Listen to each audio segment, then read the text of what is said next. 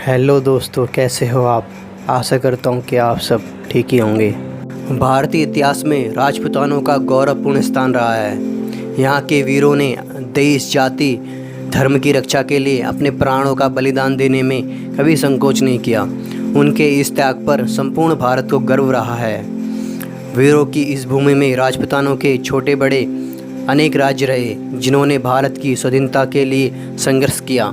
इन्हीं राज्यों में से एक मेवाड़ का अपना एक विशिष्ट स्थान रहा है, जिसमें इतिहास के गौरव बप्पा रावल, महाराणा कुंभा, महाराणा सांगा, उदय सिंह और वीर शिरोमणि महाराणा प्रताप ने जन्म लिया है। महाराणा प्रताप भारत के एक सच्चे वीर सपूत और पराक्रमी योद्धा थे, जिनकी वीरता की गाथा इतिहास के पन्नों में स्वर्ण अक्षरों में लिखी गई है। आखिरी सांस तक वे अपने प्रजा की रक्षा के लिए लड़ते रहे। उनके साहस, वीरता और पराक्रम की प्रशंसा तो मुग़ल बादशाह अकबर द्वारा भी की गई थी। कम सैनिक और युद्ध हथियार होने के बावजूद भी महाराणा प्रताप ने मुग़लों के साथ हुई हल्दी घाटी के युद्ध में मुग़लों को छठी का दूध याद दिला दिया था। तो आइए जानते हैं महाराणा प्रताप की वीर गाथा और उनके जीवन से जुड़े कुछ पहलू के बारे में। महाराणा प्रताप का जन्म राजस्थान के कुंभलगढ़ के किले में उदयपुर के राणा उदय सिंह और महारानी जयवंता बाई के सबसे बड़े पुत्र के रूप में 9 मई 1540 में जन्मे थे। महाराणा प्रताप का लालन पोषण भीलों की कूका जाति ने किया था, इसलिए बचपन में उन्हें कीका कहकर भी बुलाया जाता था। शुरू से ही वह हठी स्वभाव के थे, जो किसी के काबू में नहीं आते थे। आगे चलकर भी महाराणा प्रताप ने अपनी ज़िंदगी में मुग़ल शासकों के सामने कभी घुटने नहीं टेके थे और उनकी अधीनता स्वीकार नहीं की थी। साथ ही मुग़लों को अपनी अदम्य शक्ति दिखाकर उनके मन में अपने प्रति खौफ पैदा कर दिया था। महाराणा प्रताप अकेले ही कई मुग़लों पर भारी थे। कहा जाता है कि महाराणा प्रताप करीब 208 किलो का वज़न लेकर चलते थे, जिसमें भाला का वज़न करीब 81 किलोग्राम था और वे अपने शरीर पर 72 किलो का कवच धारण करते थे। इसके अलावा वे अपने साथ 2 तलवार और ढाल लेकर युद्धभूमि में वे अपने वीर घोड़े चेतक पर सवार होकर चलते थे।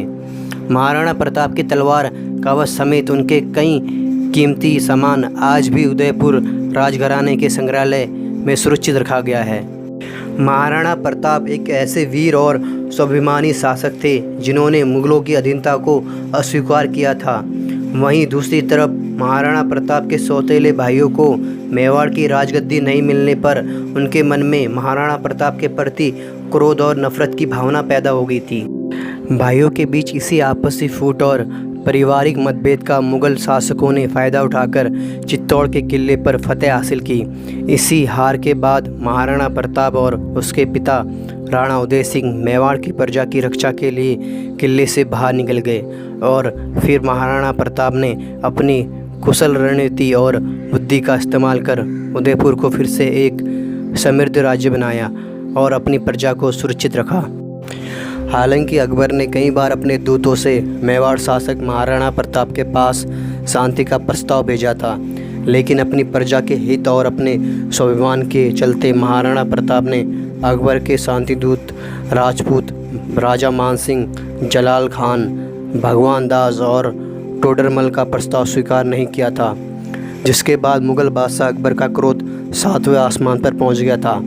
उसने साल 1576 में अपने इन्हीं शांति दूतों के साथ मिलकर मेवाड़ के सशक्त और स्वाभिमानी शासक महाराणा प्रताप के खिलाफ युद्ध छेड़ दिया।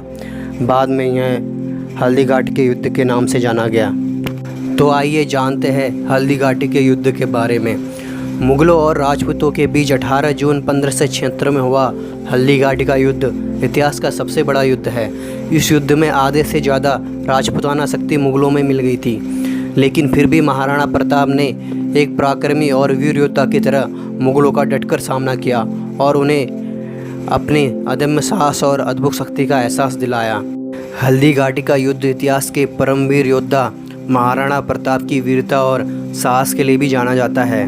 आपको बता दें कि साल 1576 में हुए इस युद्ध में मुग़ल सम्राट अकबर के पास राजपूतों से लड़ने के लिए करीब 80,000 सैनिक वाली विशाल सेना और भारी युद्ध शस्त्र थे, जिसका नेतृत्व राजा मानसिंह और आसफ खान ने किया था। वहीं दूसरी तरफ राजपूत शासक सैन्य रूप से कमज़ोर थे। इस युद्ध में मुग़लों का सामना करने के लिए राजपूतों के पास सिर्फ 20,000 सैनिक ही थे, जिसका नेतृत्व महाराणा प्रताप और हाकिम खान सूरी ने किया था। अपनी छोटी सी सेना के साथ राजस्थान के हल्दी घाटी गोंगुंडा की रणभूमि में महाराणा प्रताप ने मुग़लों की भारी सेना का अपनी वीरता के साथ मुकाबला किया। महाराणा प्रताप के पराक्रम और साहस को देखकर आसपास के कई भील आदिवासी ने भी महाराणा प्रताप का इस युद्ध में साथ दिया था। यह युद्ध काफ़ी देर तक चला था। महाराणा प्रताप की सेना कम होने की वजह से महाराणा प्रताप को इस युद्ध में पीछे हटने की सलाह दी गई। हालांकि उनकी इस छोटी सी सेना ही मुग़लों की बड़ी सेना पर भारी पड़ गई थी। वहीं महाराणा प्रताप इस युद्ध में मुग़लों की सेना का अंत तक मुकाबला करते रहे। हालांकि महाराणा प्रताप इस युद्ध में गंभीर रूप से घायल हो गए थे, जिसके बाद झला सिंह ने महाराणा प्रताप की इस युद्ध से निकलने में काफ़ी मदद की थी। इस युद्ध में महाराणा प्रताप के सबसे प्रिय और वफादार घोड़े चेतक के घायल होने के बावजूद भी उसने करीब 26 फीट नाले को पार कर महाराणा प्रताप की जान बचाई थी। हालांकि बाद में चेतक युद्ध स्थल के पास शहीद हो गया। इस तरह मुग़ल सम्राट अकबर का राजपूतों की शक्ति की मिसाल माने जाने वाले महाराणा प्रताप को पकड़ने का सपना कभी पूरा नहीं हो पाया।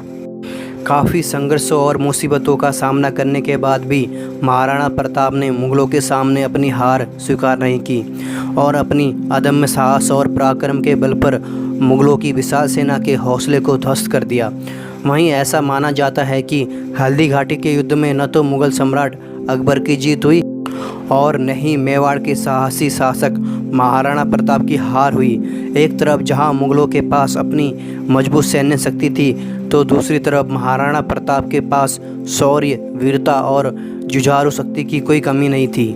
हल्दी घाटी के युद्ध के बाद महाराणा प्रताप की वीरता के चर्चे पूरे देश भर में होने लगे थे। मुग़लों और राजपूतों के बीच हुए इस युद्ध के बाद मुग़ल सम्राट अकबर को भी महाराणा प्रताप का इतना खौफ पैदा हो गया था कि वह अपनी राजधानी आगरा छोड़कर लाहौर चला गया था। हालांकि अकबर महाराणा प्रताप को पकड़ने के लिए काफ़ी सालों तक प्रयास करता रहा, लेकिन वह महाराणा प्रताप को नहीं पकड़ सका। वहीं हल्दी घाटी के युद्ध के बाद मेवाड़ शासक महाराणा प्रताप ने कई दिनों तक जंगल में बिताए थे। काफ़ी कष्ट और संघर्षों को झेलने के बाद भी महाराणा प्रताप का हौसला बिल्कुल भी नहीं डगमगाया। एक बार फिर से राजपूताना की फतेह फहराने के इरादे से उन्होंने 1579 के उस दौर का फ़ायदा उठाया जब बिहार और बंगाल जैसे राज्यों में मुग़लों के खिलाफ जंग छिड़ी हुई थी, जिसकी वजह से मुग़लों ने चित्तौड़ पर ध्यान देना बंद कर दिया था। वहीं इस दौरान अकबर लाहौर के उत्तर पश्चिम वाले राज्यों पर नज़रें रखे हुआ था। वहीं इन सब के बीच महाराणा प्रताप ने अपनी कुशल नीति का इस्तेमाल कर पश्चिमी मेवाड़ पर अपना आधिपत्य स्थापित कर राजपूतों की विजय का परचम लहराया।